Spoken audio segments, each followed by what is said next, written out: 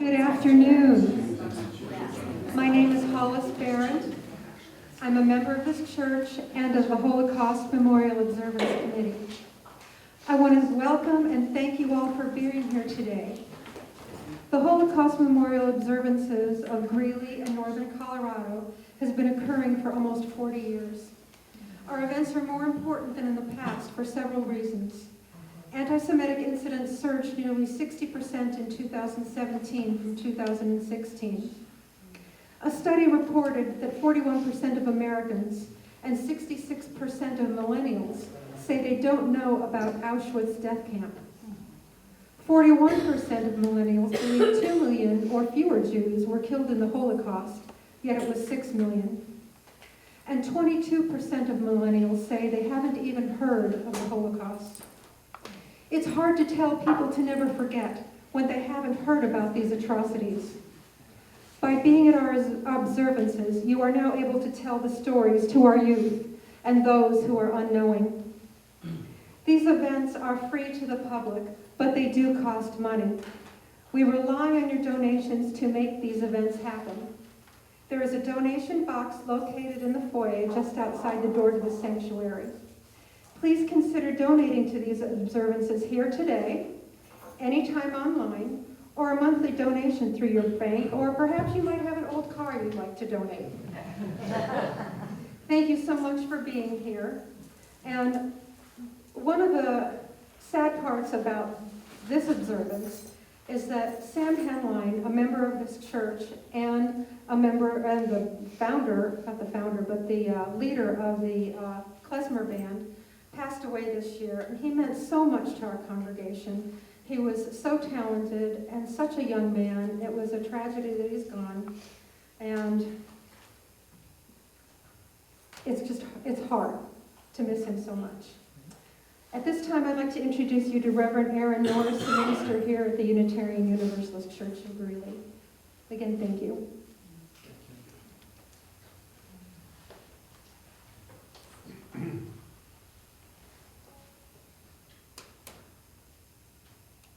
So I'm not going to take a whole lot of time, everybody, but I did want to thank you for being here today. It's my understanding this is the 5th year that we have had the honor of having the Klezmer Band come. And our music director, as Hollis said, was one of the members of that band. I know this event meant a great deal to Sam. I know that some of us will miss him today as we listen, but I want to hold up how important I know this event was to him.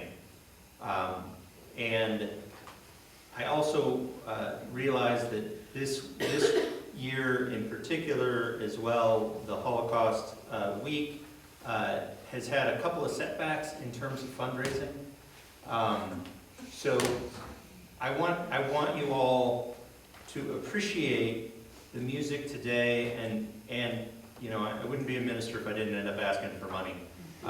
So I also want us all to go ahead and put a little bit out there so that these events, the kind of events that have meant so much to all of you, the kind of event that means a great deal to this church as well, to be able to hold up a celebration of life, but also a moment when that kind of life can be under threat.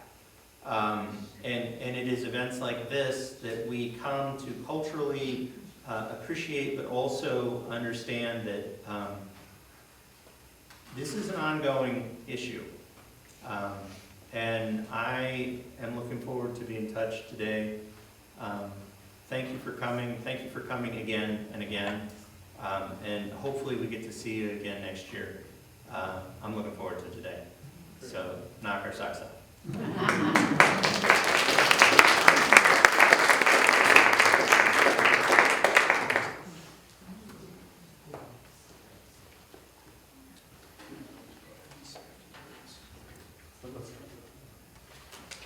Okay, I got a stage play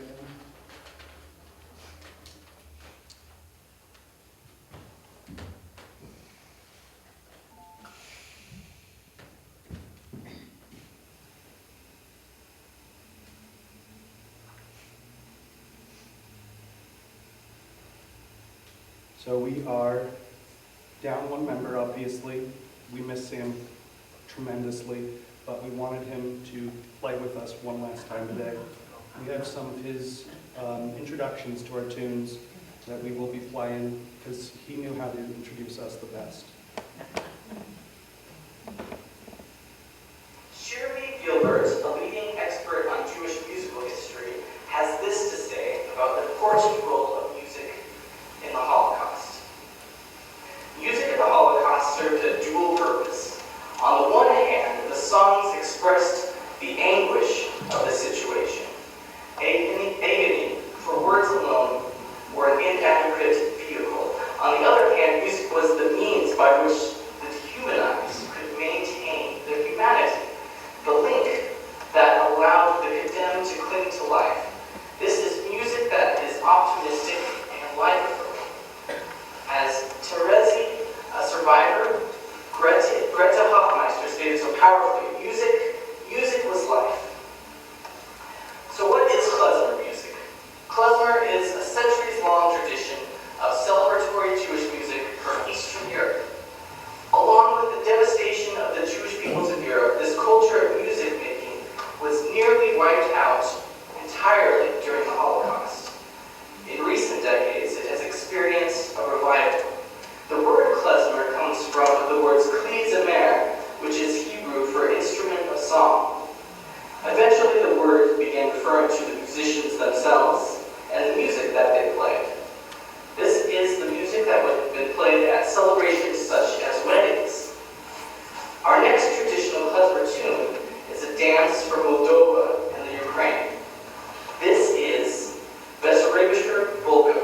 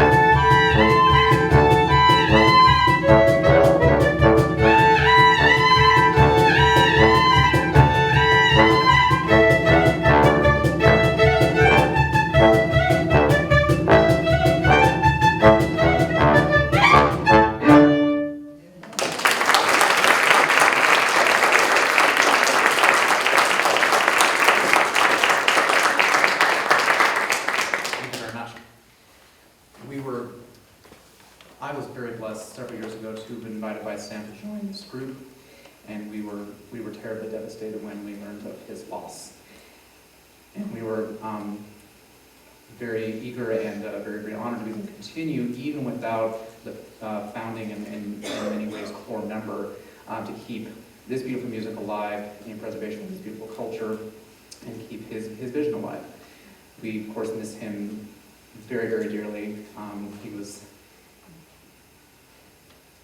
hard to describe. He, I guess you could say, he certainly kept a heart the size of his head. And we're very honored to keep this music going, keep this tradition alive, and even when he's not around to roll his eyes at my dumb jokes and everything, we're very excited we were able to keep this going. So thank you again very much for attending. We're very blessed to have you here.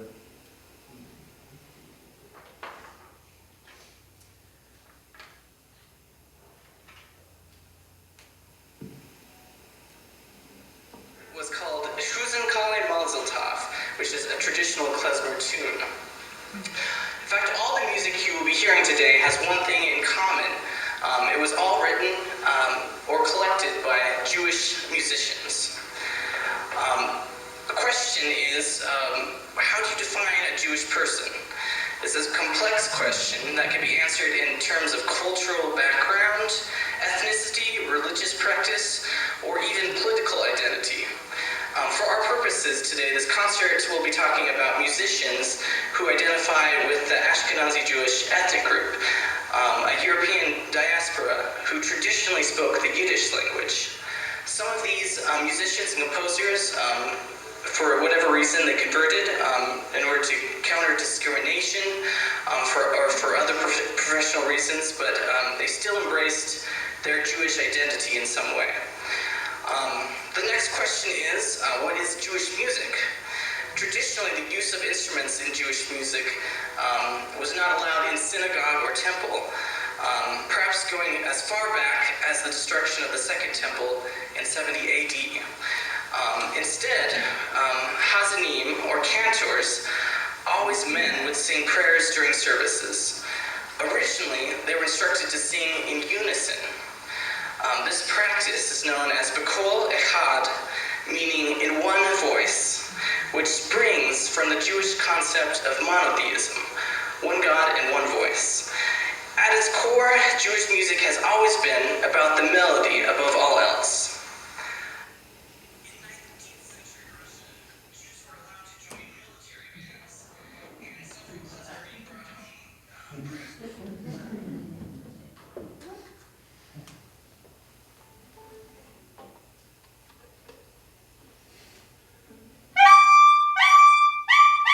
Thank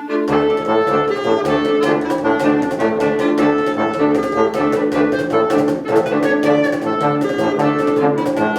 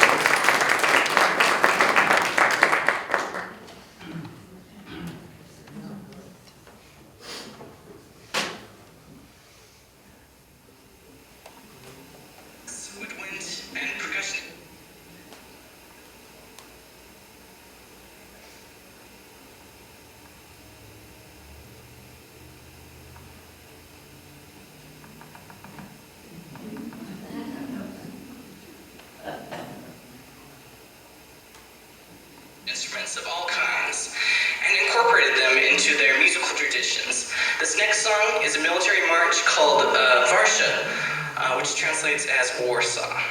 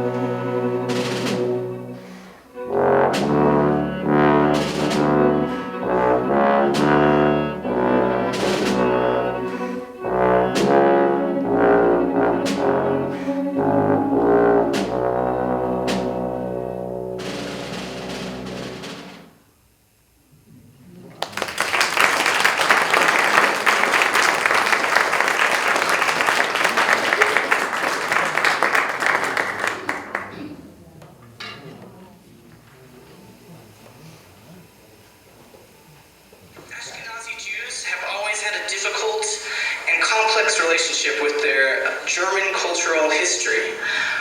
Yiddish, a Germanic language, shares a lot of its vocabulary and grammar with German. Even though the Jewish people were neglected from full participation in German political society until 1871 with the creation of the German Empire, the Jewish and German poet Heinrich Heine describes his bitter conflict between his dual identity in Deutschland, eine Wintermärchen. And as I reached the country's border, I felt an inner tremble growing. It moved within my deepest breast and wet my tears. My eyes were glowing. Yet when I heard the German tongue, a strange mood overtook my soul.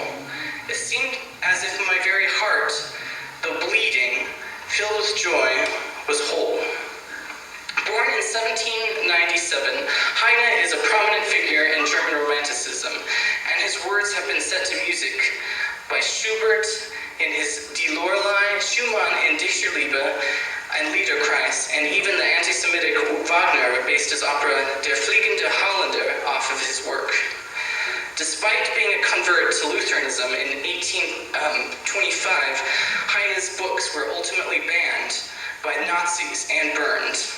One of his tragic plays, Al-Mansur, written before his conversion to Christianity, eerily depicts a foreknowledge of things to come. In the play, Christian conquerors are burning copies of the Quran. The Muslim character's foreboding words are, "This was only a prelude. Where one first burns books, one ends up burning people."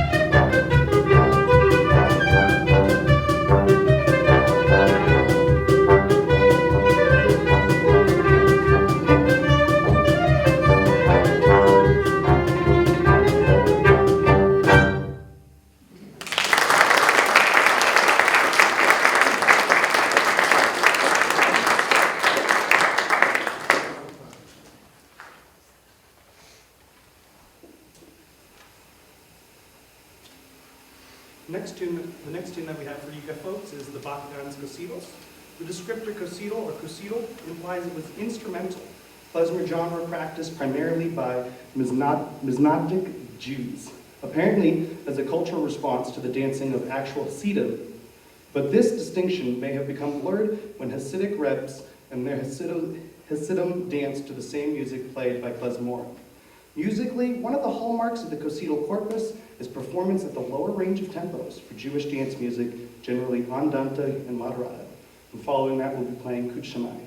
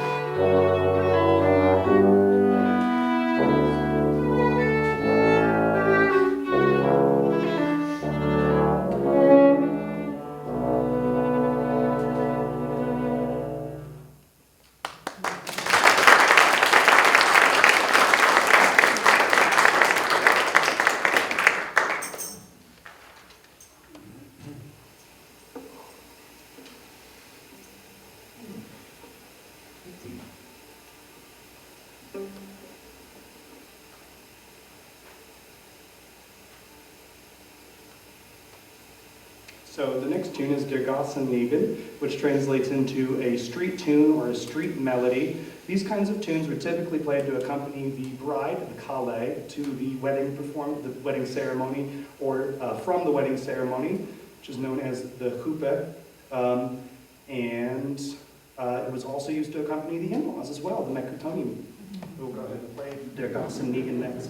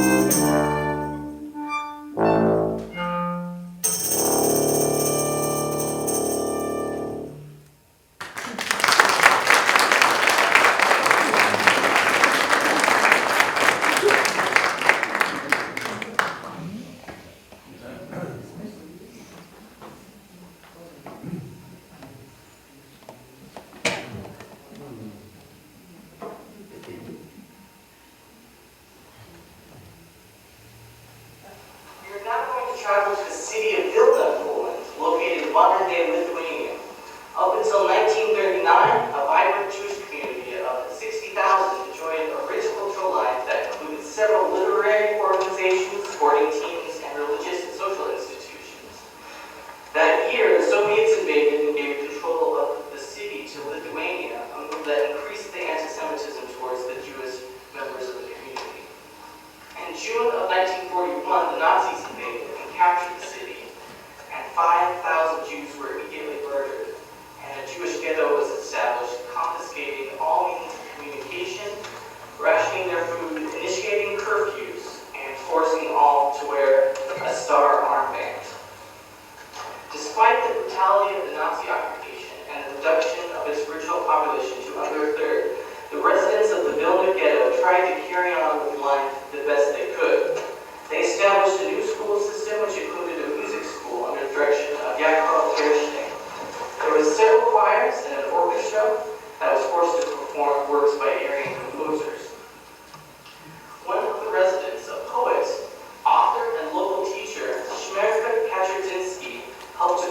on theatrical productions and wrote many lyrics to songs.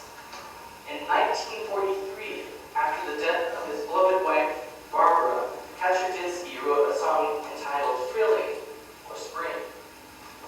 The music was composed by Abram Brudo, who later that same year was shipped to a concentration camp in Estonia, where he died.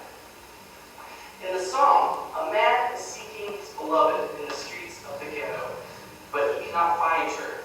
He goes to work each day, hoping that the spring will bring back his love, imagining a day when she comes back to him, adorned with flowers. This is Thrilling.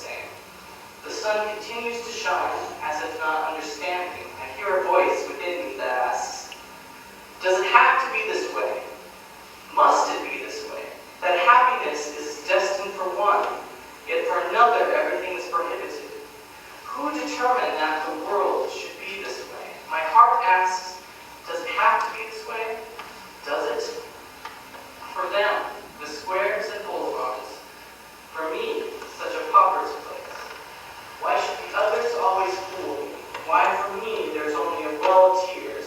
Why does it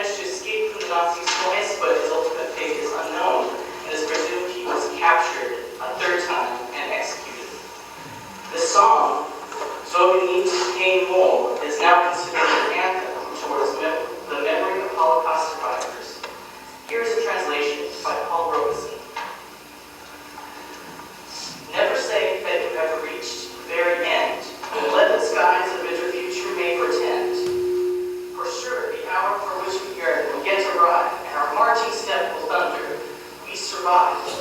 From green palm trees to the land of distant snow, we are here with our sorrow, our woe, and wherever our blood was shed in pain, our fighting spirits will now resurrect again. The golden rays of morning sun will dry our tears, dispel the bitter agony of yesteryears, but if the sun and dawn with us will be delayed, then let the song ring out to the call instead. Not lead, but blood inscribed this bitter song we sing. It's not a caroling of birds upon the wing, but it was a people amidst the crashing fires of hell that sang this song and fought courageous till it fell. So never say that you have reached the very end, though leaden skies a bitter future may pretend, because the hour for which we yearn will arrive, and our marching step will thunder, we survive.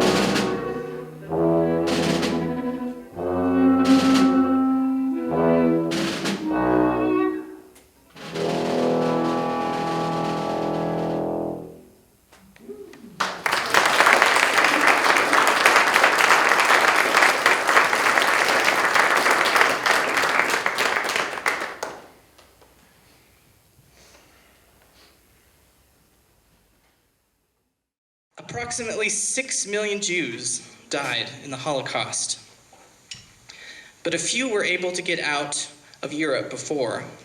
Approximately 2.5 million, mostly from Eastern Europe, immigrated to America, and many of that number settled in New York City.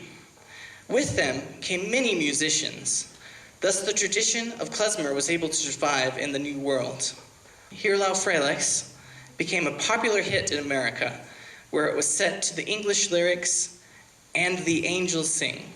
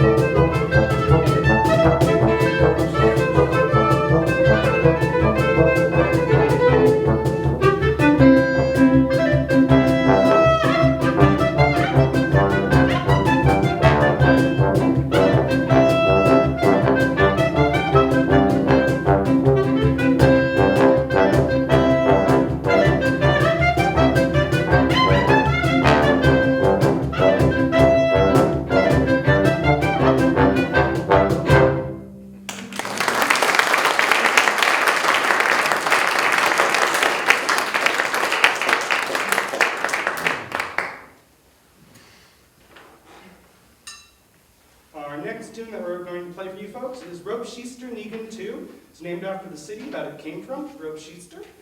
We'll go ahead and...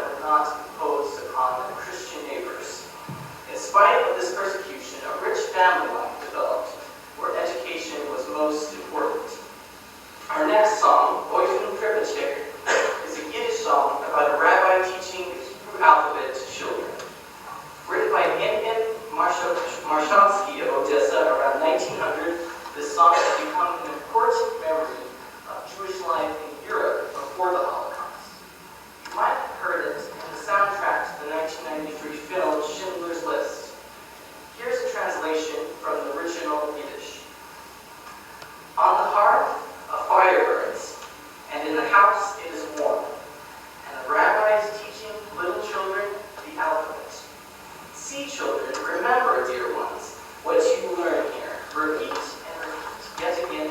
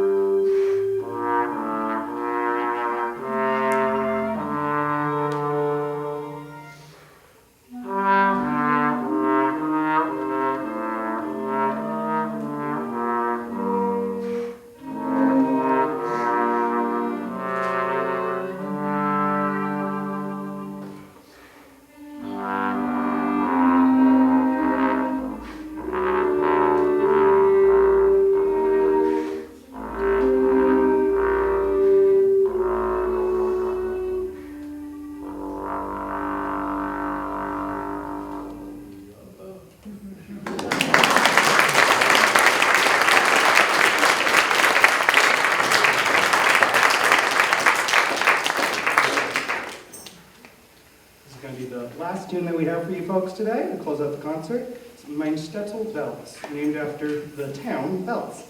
Mein Stettel Belz was written by Alexander Olshanetsky and Jakob Jakobs for Dem Kazen Zoon, which is a movie that translates into The Cantor's Son, made in 1937. It was the debut of the great singer Moisey Oysher. In the movie, Moisey played the cantor's son who left his hometown in Poland to seek fame and fortune in America. After when he became very rich beyond his wildest dreams, he comes back home to surprise his parents on their 50th wedding anniversary. As he approaches the familiar village, he sings Mein Stettel Belz, a song which evokes the fond memories he has of his childhood home. The lyrics translated are, "When I recall my childhood, I feel like I am having a dream. How does the little house look, which used to sparkle with lights? Does the little tree grow, which I planted long ago? Belz, my little town, the little house where I spent my childhood, the poor little home where I used to laugh with other children. Every shades I would run to the river bank to play with. Other children under a little green tree. Belts, my little town where I had so many fine dreams.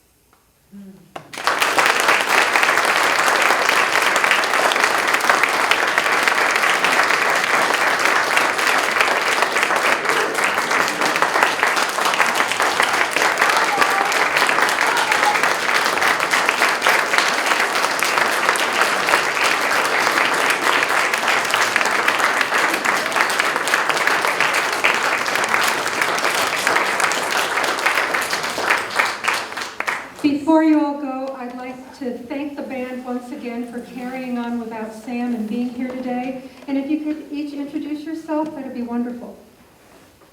I'm Royce Puckett. I'm from Holland. I'm Kyle Angley. I'm from Fort Collins. I'm Madeline Armour, and I'm from Colorado. Hi, I'm Stephen Bray. I'm a music education student here at UNC.